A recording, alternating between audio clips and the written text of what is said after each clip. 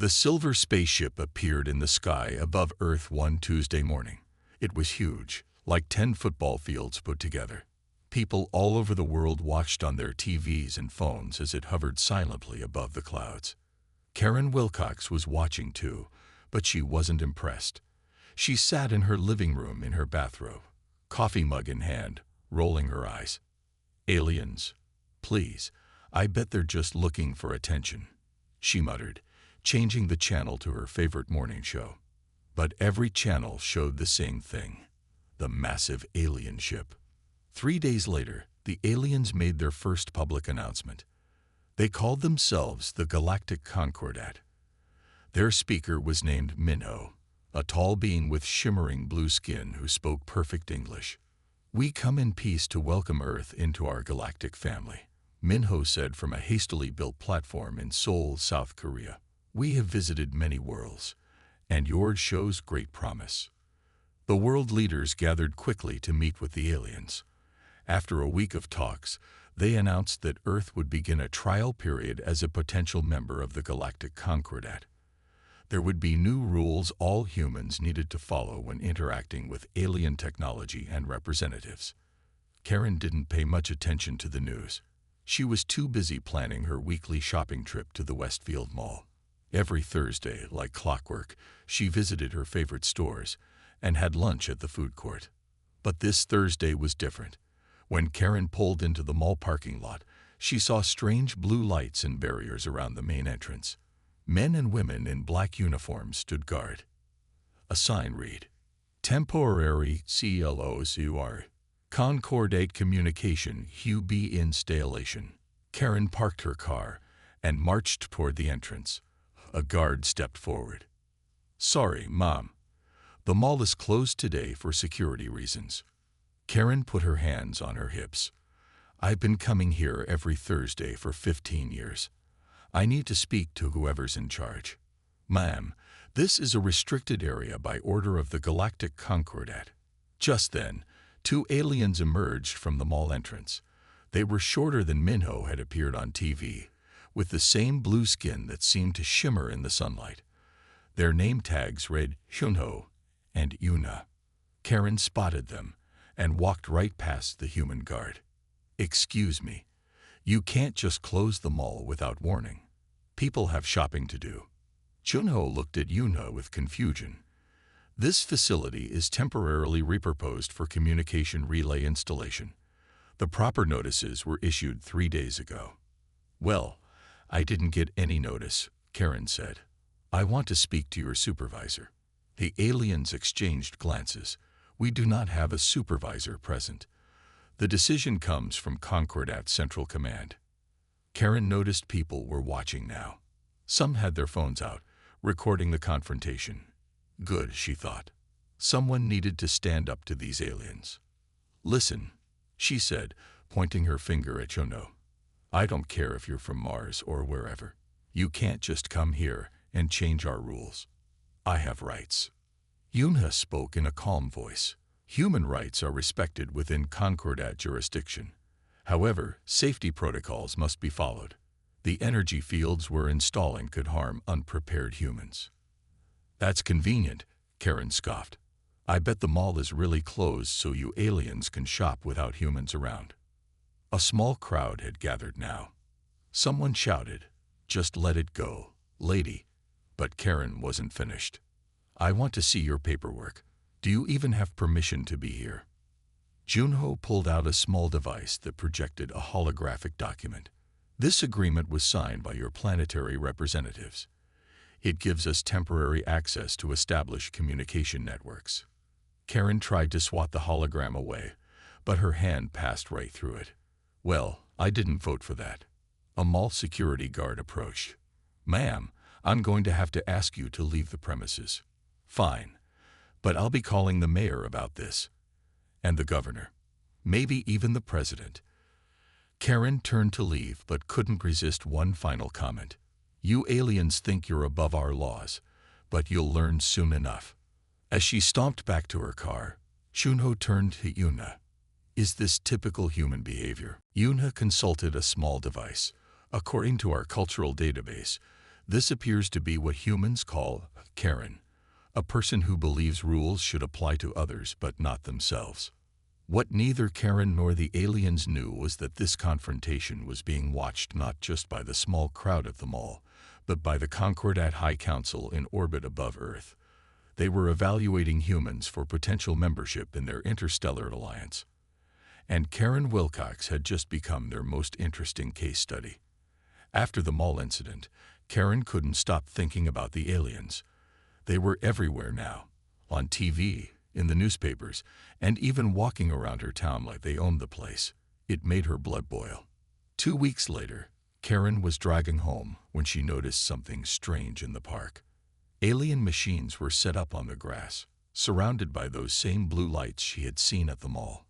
A small crowd watched from behind a rope barrier. Karen parked her car and walked closer. A sign in multiple languages read, "Danger. Concordat Atmospheric Sampling Station. No unauthorized e-entry." She stood with the other onlookers for a few minutes, watching as 2 aliens adjusted the equipment. The machines hummed and occasionally released small puffs of colored smoke. "What are they even doing?" Karen asked a man standing next to her. "Testing our air quality, I think," he replied. "Pretty cool, right?" Karen frowned. She didn't think it was cool at all. These aliens were probably collecting information to use against humans later. As she watched, she noticed something that made her even more suspicious. The aliens would occasionally pick up small containers from the ground and place them in a box. They looked like sample jars. "They're taking our dirt," Karen whispered to herself. "They're stealing our resources right in front of us." When the aliens moved to the far side of their equipment, Karen saw her chance. She quickly ducked under the rope and hurried toward the sample box. A man called out, "Hey lady, you can't go in there." Karen ignored him. She reached the box and lifted the lid. Inside were dozens of small jars filled with soil and plants. She was right. They were stealing Earth's materials. Just as she picked up one of the jars, a firm hand touched her shoulder. "Human, you have entered a restricted area," said a calm voice. Karen turned to see an alien security officer. His name tag read Dewan. "I'm just looking," Karen said, hiding the jar behind her back. "This is a public park. My tax dollars pay for this park." Dewan's expression remained neutral. "The Concordat has temporary authorization for this research site. Please return the sample and step back behind the safety barrier." "What sample?" Karen said innocently. Another alien approached. This one was taller with more decorations on her uniform. Her name tag read Jisoo. "Is there a problem, Officer Dewan?" Jisoo asked. "This human has entered the restricted zone and taken sample B27, Dewan explained. Karen felt trapped. "I was just curious. You can't expect people not to be curious when you're doing secret experiments in our park." Jisoo extended her hand. "The sample, please. The soil contains testing compounds that are harmless to plants, but could irritate human skin." Karen reluctantly handed over the jar. "Fine, but I want to speak to whoever's in charge of your whole operation. Not just this park thing, but all of it. Who's your leader on Earth?" The aliens exchanged glances that seemed both confused and concerned. "The Concordat High Commissioner is not available for individual consultations," Jisoo explained. "If you have concerns, there is a public relations office in the city center." "Convenient," Karen snapped. "I bet there's no commissioner at all. You're probably just taking orders from somewhere else, planning who knows what." By now, a larger crowd had gathered. People were filming with their phones. Some were laughing. "Ma'am, you need to leave the restricted area now," Dewan said, his voice firmer. "Or what?" Karen challenged. "You'll arrest me." "On what charges?" "Being in a public park." "Interfering with official Concordat operations is a violation of Interspecies Protocol 17, Jisoo said.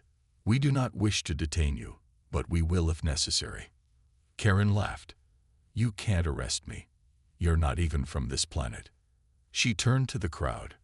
Are you all just going to stand there while these aliens take over our parks and threaten our citizens? No one moved to support her. Some people were shaking their heads. Very well, Jisoo said with a sigh. She tapped a device on her wrist. Security team, we need an escort for a human violator at Sector 7. Within seconds, 2 more aliens appeared, seemingly out of nowhere. They carried no weapons but wore official-looking uniforms.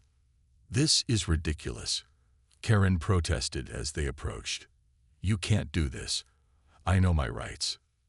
You will be given a full explanation of the protocols you violated, one of the new aliens said.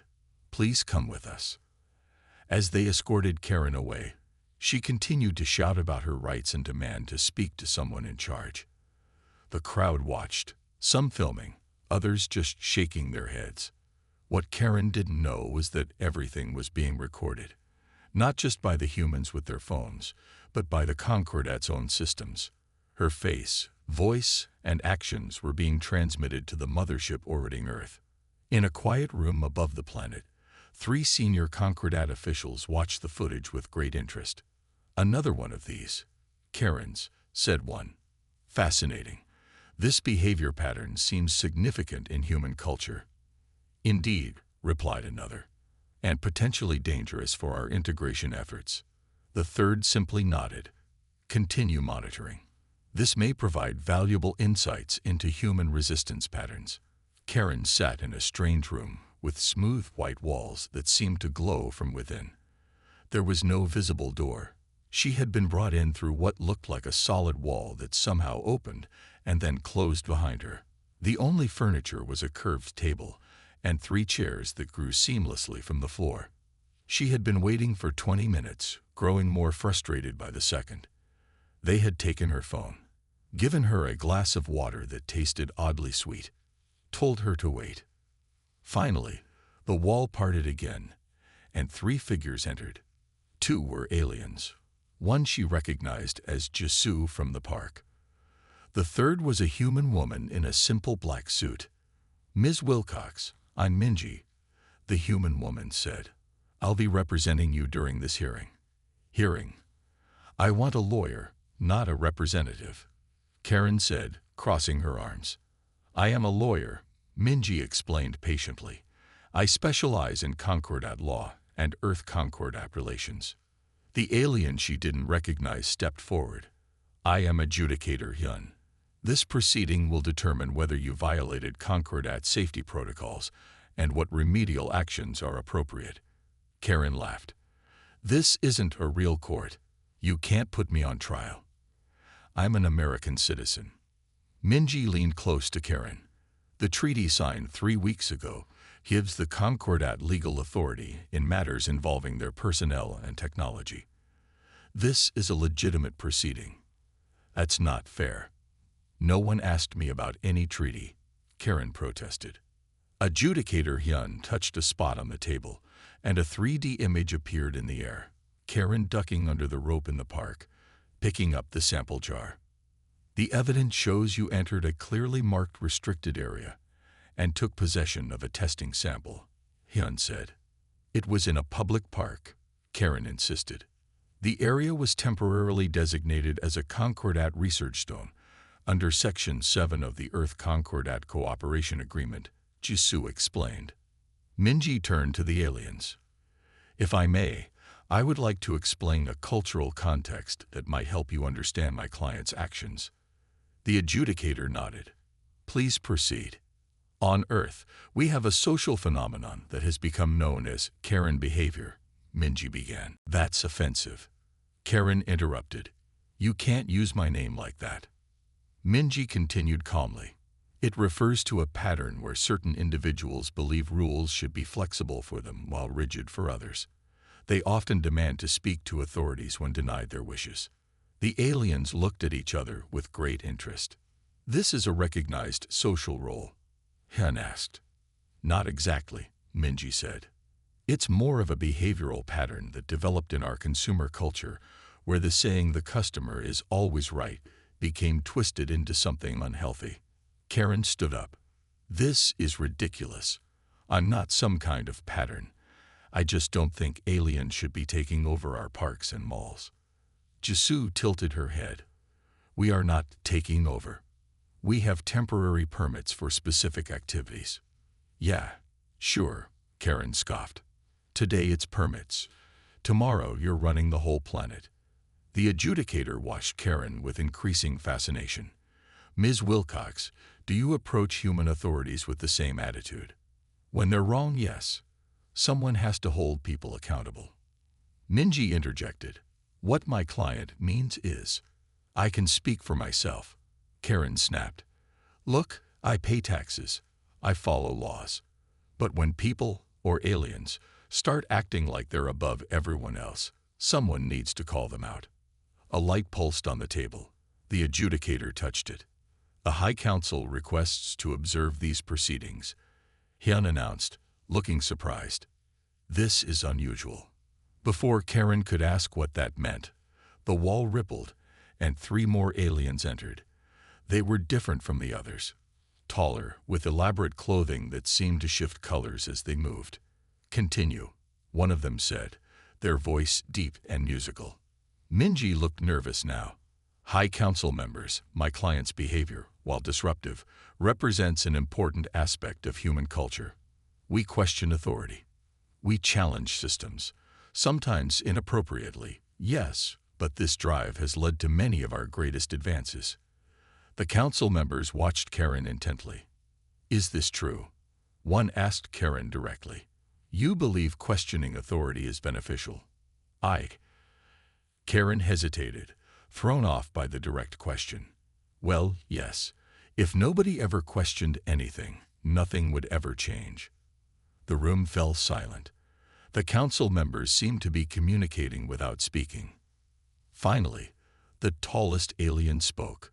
This hearing will recess for 1 hour while we review Earth cultural patterns. As they left, Karen turned to Minji. What just happened? I'm not sure, Minji said slowly. But I think your case just became about much more than a jar of dirt. Karen sank back into her chair. She had wanted attention, wanted to be taken seriously. Now she had the attention of what appeared to be the highest aliens in the Concordat. And somehow, that wasn't as satisfying as she had imagined. When the hearing resumed, the room had changed. It was larger now, with seating for about 20 people. More aliens had joined the 3 council members. Karen noticed several humans in the audience too, some in business suits, others in military uniforms. What's going on? Karen whispered to Minji. They've upgraded this to a full diplomatic hearing. Minji whispered back. This is unprecedented. The lead council member, who introduced himself as Kyung, addressed the room. This case has raised important questions about human-Concordat relations. We will hear arguments about human behavioral patterns and their compatibility with galactic cooperation. Karen felt her stomach tighten. This wasn't about her anymore. It was about all humans. Minji stepped forward. With permission, I would like to present my defense of both Ms. Wilcox and humanity's questioning nature. Kyung nodded. Proceed. Minji touched the table, and images appeared in the air. They showed scenes from human history. Protesters facing tanks, scientists in laboratories, people marching with signs. The Concordat values order and cooperation, Minji began. These are good values, but humans have a different strength. We question. We challenge. We push boundaries. The aliens watched the images carefully. Yes, sometimes this manifests as disruptive behavior, as with my client, Minji continued. But this same drive has led to our greatest achievements. New images appeared, medical breakthroughs, technological innovations, artistic masterpieces. Each of these came from someone who refused to accept limitations. Minji said, someone who asked why or why not when told something was impossible. Karen watched, surprised by this perspective on her actions. Ms. Wilcox approached your barriers with suspicion and defiance. Minji acknowledged. She was rude. She broke rules. But her instinct to question outside authority is deeply human. It's how we protect ourselves and how we grow. One of the council members spoke up. But order is necessary for cooperation. The Concordat includes many species who all follow the same protocols. And that's valuable, Minji agreed. But diversity of thought is valuable too. A galactic community that only values obedience will stagnate. You need species who challenge, who ask hard questions. Karen felt a tap on her shoulder. An alien official handed her a note. It read, "You may speak if you wish." She hesitated, then stood up. All eyes turned to her. I'm not good with fancy words," Karen began nervously. "But I do have something to say." The room fell silent. "I've spent my whole life complaining about things, about slow service at restaurants, about people who don't follow rules that I think are important. I always thought I was standing up for what's right." She took a deep breath. "But I see now that I've been using speaking up as an excuse to get my way. That's not the same as questioning things that really matter." The council members exchanged glances. Still, Karen continued with more confidence, "I do think someone needs to ask questions when strangers come to your planet with technology you don't understand. Maybe I did it all wrong. But is it really bad to be cautious about new things?" Adjudicator Hyun leaned forward. "The Concordat does not seek blind obedience. We seek understanding and cooperation." "Then help us understand," Karen said. "Don't just put up signs saying, 'Keep out,' and expect everyone to obey. Explain why. Show us what you're doing and why it matters." Minji looked surprised but quickly recovered. "My client makes an excellent point. Humans respond better to transparency than to authority." The tallest council member, who had been silent until now, spoke. "In our history, we encountered species who never questioned orders. They became extinct when faced with unexpected challenges. Their leaders made a mistake, and no one dared point it out." A murmur went through the room. "Perhaps," the council member continued, "this human trait, while sometimes disruptive, has survival value." Kyung nodded slowly. "We must consider whether our protocols are appropriate for human psychology." Karen couldn't believe what she was hearing. Were the aliens actually listening to her? "I propose," Minji said, seizing the moment, "that instead of punishing Ms. Wilcox, we use this case to create better understanding. Perhaps she could work with the Concordat, helping to explain human perspectives." Karen's eyes widened. "Wait, what? A cultural consultant?" Kyung considered. "Interesting. I'm not qualified for that," Karen protested. Minji smiled. "On the contrary, you're exactly the type of human the Concordat needs to understand." The council members conferred silently among themselves. Finally, Kyung spoke. "We will recess to consider this proposal. But it has merit. Sometimes the most valuable insights come from unexpected sources." As they filed out, Karen turned to Minji. "Did you just volunteer me to work with the aliens?" "I did," Minji replied. "And I think you might be surprisingly good at it." For the first time since this all began, Karen felt something unexpected. Hope. 3 months after her trial, Karen walked through the sliding doors of the Concordat Cultural Exchange Center. She no longer felt nervous entering the alien building. The guards nodded at her with recognition as she passed. "Good morning, Ms. Wilcox," said the receptionist, a young alien named Soma who had recently arrived on Earth.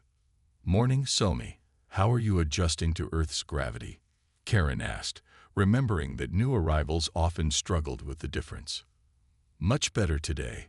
Your suggestion about the special shoes helped greatly."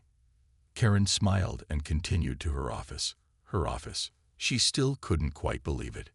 The council's decision had surprised everyone. Instead of punishment, they assigned Karen to work 30 hours a week helping Concordat members understand human behavior. Her official title was Human Cultural Liaison, but everyone just called her the Karen expert. Today, she was scheduled to meet with a group of alien scientists who couldn't understand why their public demonstration of weather control technology had caused panic. She set up the small meeting room, placing bottles of water on the table, regular water for her, and the slightly blue mineral water the aliens preferred. As she worked, she thought about how much had changed. The first few weeks had been difficult. The aliens followed rules exactly and expected others to do the same. Karen had struggled to explain concepts like reading between the lines and bending the rules. She had lost her temper more than once. But slowly, something unexpected happened. As she taught the aliens about humans, she began to learn about herself. The door opened, and 5 alien scientists entered, led by Chief Researcher Jinwoo. "Thank you for meeting with us, Ms. Wilcox," Jinwoo said formally. "We are confused by the human response to our demonstration." Karen gestured for them to sit. "Let's talk about it. What exactly did you do?" "We created a small rainstorm over a city park to show how we can help with drought conditions," one scientist explained. "We sent the proper notifications to city officials. But many humans ran away screaming," another added. "Some called emergency services." Karen nodded. "Did you make thunder and lightning too?" The scientists looked at each other. "Yes, of course. It is part of the natural weather cycle." "And how big was this storm?" "Small. Only about 1 square kilometer." Karen took a deep breath. "Ok. Let me explain something about humans. We're used to weather being outside our control. When it suddenly starts raining from a clear sky, with lightning and thunder, our first thought isn't, 'Oh, helpful aliens making rain.' It's more like, 'The world is ending.'" The aliens looked surprised. "But we sent notifications to city officials, not to the people in the park," Karen pointed out. "Next time, you need signs, announcements, maybe even a small fence around the area. And start small, just a light drizzle, no lightning." As the meeting continued, Karen helped them develop a new plan for public demonstrations. By the end, the scientists were nodding with understanding. After they left, Karen had a break before her next meeting. She walked to the center's rooftop garden, which offered a view of the city and the massive Concordat ship that still hovered in the distance. Minji was there, enjoying her lunch. "How's it going with the weather team?" Minji asked. "Good. They're starting to understand that humans need more warning before the sky suddenly opens up." Minji laughed. "You know, when I first suggested this job for you, I wasn't sure it would work, but you're really good at it." Karen looked out at the city. "I spent my whole life thinking rules were the most important thing.